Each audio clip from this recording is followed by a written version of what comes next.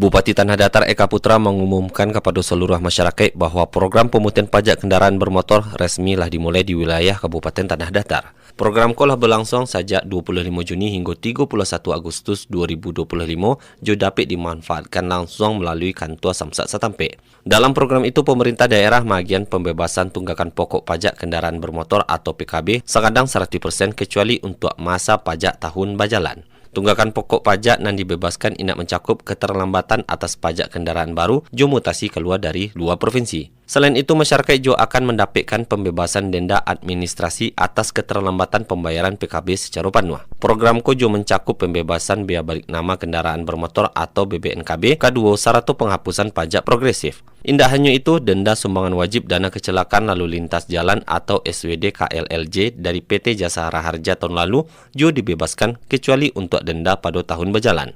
Bupati Tanah Datar mengajak seluruh masyarakat pemilik kendaraan bermotor untuk segera memanfaatkan program sebagai kesempatan meringankan kewajiban pajak. Assalamualaikum warahmatullahi wabarakatuh. Saya mengajak seluruh pengguna dan pemilik kendaraan bermotor di Tanah Datar untuk memanfaatkan program pemutihan pajak kendaraan bermotor tahun 2025.